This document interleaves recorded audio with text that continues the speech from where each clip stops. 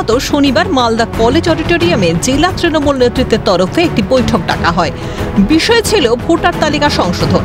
আর সেখানে বক্তব্য রাখতে গিয়ে দলীয় নেতৃত্বের বিরুদ্ধে বিস্ফোরক অভিযোগ প্রয়াত দুলাল সরকারের স্ত্রী তথা ইংরেজবাজার পুরসভার কাউন্সিলর চৈতালি ঘোষ সরকারের। তার এই মন্তব্যে বিপাকে জেলা নেতৃত্ব। তৃণমূল জেলা সভাপতি আব্দুর রহিম বকশির সাফাই, আত্মসমালোচনা করতে গিয়ে দলের স্বার্থে হয়তো এমন মন্তব্য করেছেন। সে আত্মসমালোচনা দলের করতে গিয়ে যদি কোথাও কোনো নেতৃত্ব কোনো বক্তব্য রেখেছেন, ওটা দলের স্বার্থে হয়তো তারা বলেছেন, সেটা নিয়ে আমরা আবারও দেখে নিব। তার কথা শুনেছি কতটা সততা আছে কথাটাতে, আমরা তদন্ত করে দেখে যদি এরকম কোনো ঘটনা ঘটে থাকে তাহলে দ্রুতগতিতে রাজ্য কমিটিকে জানিয়ে সেটা ব্যবস্থা গ্রহণ করা হবে। জানা যায়, তৃণমূল সুপ্রিমোর নির্দেশে শনিবারের এই সভা ছিল আত্মসমালোচনার সভা। আত্মসমালোচনার বদলে দলের নেতা নেত্রীদের বিরুদ্ধে সমালোচনা করে বসলেন দুলাল পত্নী। একই সঙ্গে বিরোধীদের সঙ্গে আঁতাতেরও অভিযোগ তুলেছেন তিনি।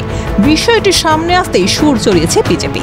এখানকার কাউন্সিলর নেত্রী তিনি বারে বারে বলছেন তিনি ভয়ে আছেন যে দলের অনেক নেতারা নাকি বিজেপির সঙ্গে যুক্ত হয়ে আছে।